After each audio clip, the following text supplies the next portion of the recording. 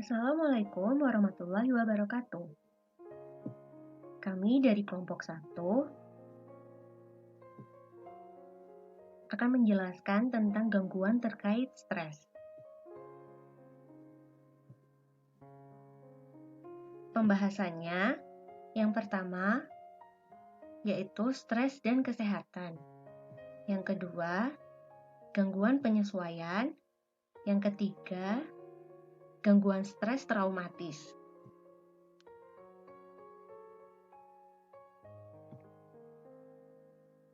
Stres dan kesehatan. Sumber psikologis stres tidak hanya mengurangi kapasitas kita untuk menyesuaikan diri, tetapi juga bisa mempengaruhi kesehatan kita. Stres dihubungkan dengan meningkatnya resiko berbagai penyakit fisik, mulai dari gangguan pencernaan sampai penyakit jantung. Stres dan sistem endokrin.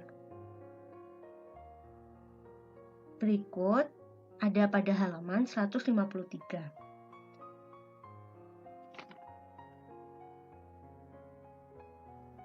Endokrin menyekresikan hormon langsung ke aliran darah. Beberapa kelenjar endokrin. Yang pertama, hipotalamus, struktur kecil di otak, melepaskan hormon, menstimulasi kelenjar pituitari untuk menyekresikan hormon adrenokortikotropik atau ACHT. ACHT menstimulasi kelenjar adrenal yang terletak di atas ginjal. Di bawah pengaruh ACHT, lapisan kelenjar adrenal atau korteks adrenal melepaskan sekelompok hormon yang disebut kortikal steroid yang meningkatkan ketahanan tubuh terhadap stres, membantu mengembangkan otot, dan memicu hari untuk melepaskan gula yang memberi energi untuk menghadapi stresor yang mengancam. Kortikosteroid juga membantu tubuh mempertahankan diri dari reaksi alergi dan inflamasi. Cabang simpati dari sistem saraf otonom atau ANS menstimulasi lapisan dalam kelenjar adrenal, yaitu medula adrenal untuk melepas campuran epinefrin dan norepinefrin yang berfungsi sebagai hormon saat dilepaskan ke aliran darah.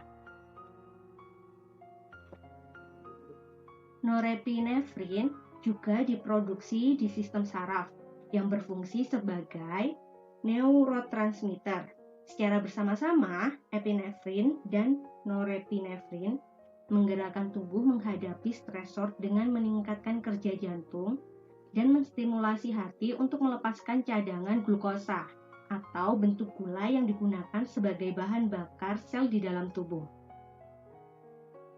Hormon-hormon stres yang dihasilkan oleh kelenjar adrenal membantu tubuh untuk mempersiapkan diri mengatasi ancaman atau stresor.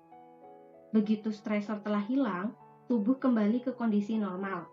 Hal ini sangat normal dan adaptif. Namun, jika stres terjadi secara berkepanjangan atau berulang, tubuh secara teratur menyekresikan hormon stres dan mengerahkan sistem lainnya, yang dalam jangka panjang dapat membebani sumber daya tubuh dan mengganggu kesehatan. Stres kronis atau berulang dapat merusak berbagai sistem tubuh, termasuk sistem kardiovaskular atau jantung dan arteri, dan sistem kekebalan tubuh seseorang tersebut. Jadi yang pertama kita harus tahu tuh sistem kekebalan tubuh itu apa.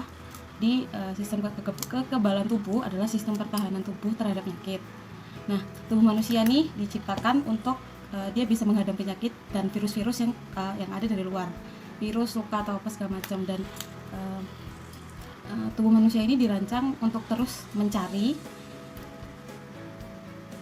melakukan pencarian dan penghancuran terhadap mikroba yang dapat menyerang tubuh. Jadi dan sel tersebut itu namanya leukosit atau sel darah putih. Dan sel ini yang dapat memerangi mikroskopis dan secara sistematis menutupi atau membunuh patogen seperti bakteri, virus, dan jamur, maupun sel tubuh yang rusak atau sel-sel kanker. Itu semua bisa dibunuh sama leukosit ini. Nah, Leukosit, gimana caranya leukosit ini membunuh? Leukosit ini biasanya mengenali patogen yang menyerang dari lapisan permukaannya, yang disebut itu antigen atau penghasil antibodi. Jadi kita punya penghasil antibodi sendiri namanya antigen. Nah, beberapa leukosit itu bisa memproduksi antibodi sendiri. Jadi antibodi protein khusus yang melekat pada sel-sel yang dianggap asing dan menandainya untuk dihancurkan oleh limfosit. Nah, karena kita bahas stres dan kekebalan tubuh, ini stres yang bertahan lama itu bisa melemahkan sistem kekebalan tubuh. Dengan melemahkan sistem kekebalan tubuh, maka tubuh kita tuh rentan terkena penyakit. Kenapa kok bisa stres yang berkelanjutan atau stres yang lama banget stresnya itu bisa melemahkan sistem kekebalan tubuh? Karena adanya proses inflamasi namanya. Nah, proses inflamasi. Nah, umumnya sistem kekebalan tubuh ini tuh mengerahkan respon inflamasi ini ke tubuh. Terus dia bisa mengeksekusi infeksi atau luka itu saat infeksi atau luka itu jadi biar bisa kena, maksudnya biar bisa dihadang sama antibodi itu tadi yang dihasilkan itu tadi. Tapi waktu saat stres, sistem kekebalan tubuh tidak terlalu bisa mengendalikan respon inflamasi, sehingga mungkin muncul inflamasi yang mungkin berkontribusi pada perkembangan berbagai gangguan fisik, termasuk penyakit. Dan beberapa penelitian mencontohkan yang paling banyak diteliti adalah penyakit flu. Nah, gimana sih caranya kita bisa menetralisir biar pas waktu stres kita nggak kena sakit nih? Kan biasanya banyak stres tuh nggak cuman karena cinta atau karena apa gitu ya, maksudnya stres juga bisa karena ujian nasional atau tugas-tugas yang numpuk. Nah, gimana caranya kita biar bisa sistem kekebalan tubuh kita bisa tetap baik waktu stres? Sebenarnya caranya adalah dukungan sosial. Nah, tapi dukungan sosial ini mungkin dapat mengurangi atau dapat menghambat dampak merugikan dari stres pada sistem kekebalan tubuh. Nah, karena tadi sistem kekebalan tubuh bisa turun karena stres, jadinya kita tuh harus lebih sering bersosialisasi ketika stres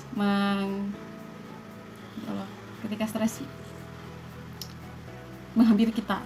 Jadi kita harus sering bersosialisasi, curhat ke teman. Nah, tapi nih setelah dilakukan beberapa penelitian oleh peneliti-peneliti di bidang neuroimunologi, nah ini kayak imun gitu. Nah, itu kalau kalian ada bukunya, di buku halaman 155, yang perlu kalian bawahi di sini adalah yang bawah sendiri itu. Di situ ada bawah sendiri, paragraf bawah sendiri. Namun setelah dilakukan penelitian, tepatnya oleh peneliti psikoneuroimunologi tadi, peneliti meneliti fungsi imunologi dalam hubungannya dengan beragam indeks stres, tetapi tidak akan secara langsung memanipulasi stres untuk mengamati dampaknya terhadap sistem kekebalan atau kesehatan subjek secara keseluruhan. Jadi sebenarnya stres itu nggak secara keseluruhan dapat berdampak pada sistem kekebalan tubuh. Tapi ketika stres itu berkepanjangan dan cara hidup kita juga gimana kita ngaturnya stres tersebut, maksudnya gimana cara kita untuk menindaklanjuti stres tersebut, itu juga berpengaruh besar sama kekebalan tubuh kita. Ketika kita stres tapi kita tetap bisa pola makan baik dan istirahat yang cukup, mungkin stres itu akan mungkin kekebalan tubuh kita juga bisa terbantu sama kebiasaan yang kita lakukan, dan stres itu juga mungkin bisa berangsur pulih lagi. Selanjutnya, kita akan membahas tentang gangguan penyesuaian atau adjustment disorder. Adalah reaksi maladaptif terhadap peristiwa hidup yang membuat stres atau stresor yang berkembang dalam kurun waktu 3 bulan sejak awal kemunculan stresor. Peristiwa yang membuat stres bisa berbentuk pengalaman traumatis dan non-traumatis. Pengalaman traumatis seperti bencana alam atau kecelakaan kendaraan bermotor dengan cedera serius. Pengalaman non-traumatis seperti putus cinta atau mulai masuk kuliah. Menurut DSM, reaksi maladaptif ditandai dengan penurunan fungsi yang signifikan pada fungsi sosial, pekerjaan, atau area fungsi penting lainnya, seperti fungsi akademik, atau ditandai dengan distres emosional yang melebihi batas normal dalam mengatasi stresor. Estimasi kemunculan rata-rata gangguan ini di dalam populasi bervariasi. Jika hubungan Anda dengan seseorang berakhir, artinya stresor teridentifikasi, kemudian nilai Anda menurun karena tidak mampu menjaga fokus pada kegiatan perkuliahan. Kemungkinan Anda mengalami gangguan penyesuaian.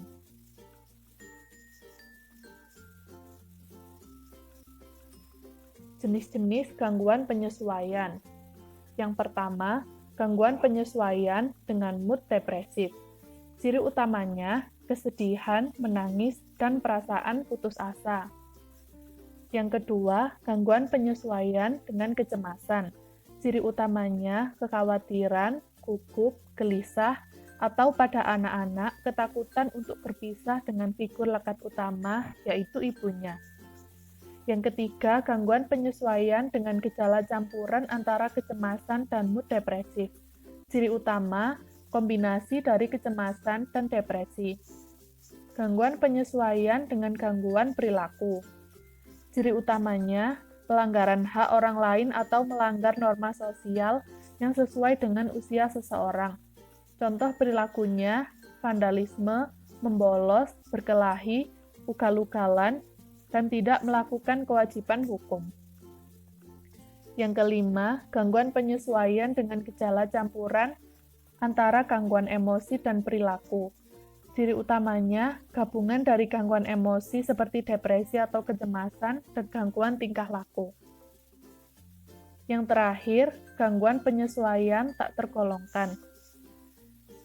Pada kategori ini, yang berlaku untuk orang-orang yang tidak dapat diklasifikasikan ke dalam salah satu subtipe gangguan penyesuaian.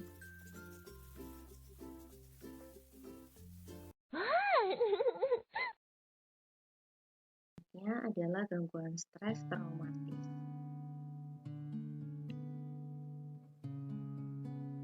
Gangguan stres traumatis fokus pada bagaimana seseorang mengatasi bencana dan pengalaman traumatis lainnya yang dapat mengganggu kemampuan seseorang untuk menyesuaikan diri. Hal ini ditandai dengan pola perilaku maladaptif dalam merespons trauma yang melibatkan distres personal atau pelemahan fungsi yang signifikan. Jadi, orang yang gangguan stres akut ini mungkin telah berhadapan dengan trauma, menyaksikan orang lain mengalami trauma, atau melihat peristiwa yang mengerikan.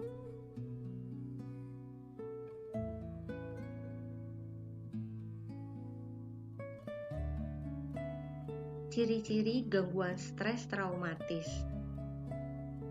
Yang pertama, perilaku menghindar. Individu menghindar isyarat atau situasi yang mengingatkannya dengan trauma. Yang kedua, mengalami kembali peristiwa traumatis. Individu akan mengalami kembali peristiwa traumatis dalam bentuk ingatan, mimpi buruk terus-menerus, atau kilas balik sesaat mengenai lokasi perang atau ketika ia sedang dikejar-kejar oleh lawan. Yang ketiga, ada distres emosional, pikiran negatif, dan gangguan fungsi. Individu mungkin akan terus mengalami pikiran dan emosi yang negatif, merasa terasingkan, serta tidak terhubung dengan lingkungan sekitar, atau kesulitan untuk berfungsi secara efektif. Yang keempat, itu mudah terpicu. Nah, individu itu mungkin akan menunjukkan tanda-tanda peningkatan sensitivitas terhadap rangsangan, seperti jadi terlalu waspada, terus sulit tidur dan berkonsentrasi, menjadi mudah marah dan mudah merasa terganggu, atau menunjukkan respon ketakutan yang berlebihan, seperti terlonjak kaget karena suara yang muncul dengan tiba-tiba. Kemudian yang 5, itu ada kebas emosi. Nah, seseorang mungkin akan merasa dirinya itu mati rasa dan kehilangan kemampuan untuk merasakan kasih sayang dan cinta. Pembahasannya, yang pertama yaitu gangguan stres akut, yang kedua gangguan stres pasca trauma, yang ketiga perspektif teoretis, yang keempat pendekatan penanganan. Gangguan stres akut. Gangguan ini reaksi maladaptif akut dalam beberapa hari atau minggu setelah peristiwa traumatis.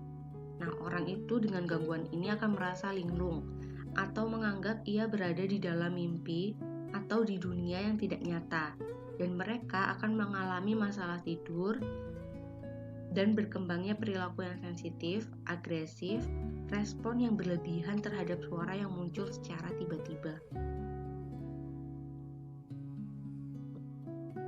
Gangguan stres pasca trauma.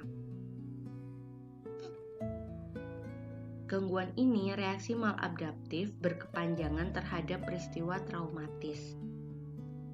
Gangguan ini itu menunjukkan profil simptom yang serupa dengan gangguan stres akut. Tapi PTSD ini dapat bertahan selama beberapa bulan, tahun, atau bahkan dekade, dan mungkin tidak akan berkembang hingga beberapa bulan hingga tahun setelah peristiwa traumatis itu terjadi.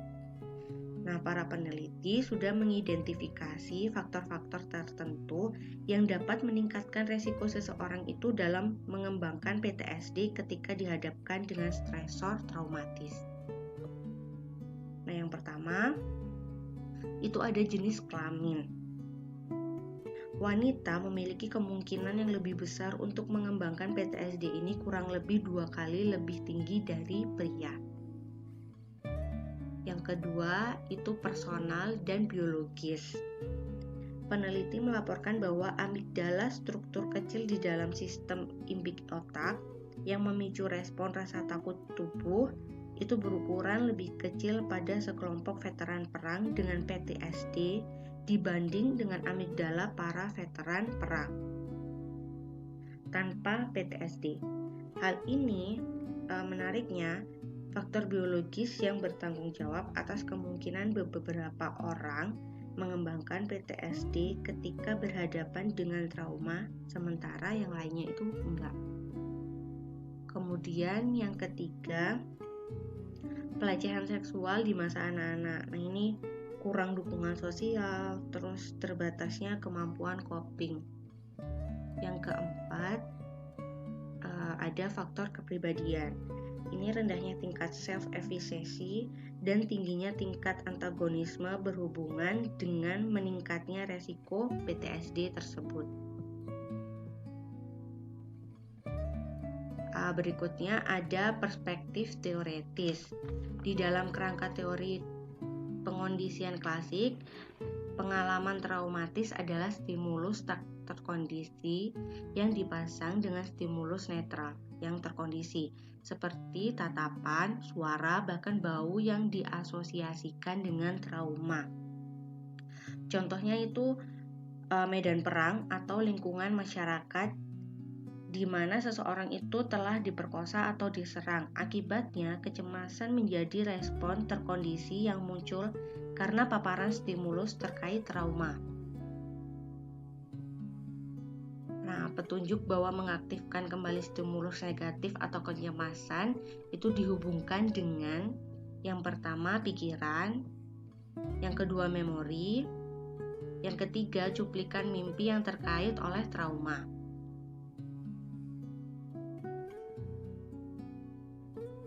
Pendekatan penanganan. Komponen penanganan dasar adalah penerapan ulang petunjuk dan emosi yang diasosiasikan dengan trauma. Penanganan PTSD ini dapat membantu mendapatkan kembali rasa kendali atas hidup. Nah, berikut beberapa penanganannya. Yang pertama itu kognitif perilaku. Pasien didorong untuk terus membicarakan pengalaman traumatis yang dialaminya. Nah, ini membantu mengatur dan mengubah perilaku serta pemikiran pasien. Yang kedua, itu paparan berkepanjangan. Pasien secara berulang kembali mengalami peristiwa traumatis di dalam imajinasi selama sesi terapi atau berhadapan secara langsung di kehidupan nyata. Nah, ini membuat pasien dapat merasakan trauma kembali dan belajar untuk menghadapi trauma tersebut secara efektif. Yang ketiga, manajemen stres, seperti relaksasi diri dan meningkatkan stimulus, juga keinginan melarikan diri dari trauma, agar pasien itu dapat mengatasi simptom PTSD tersebut.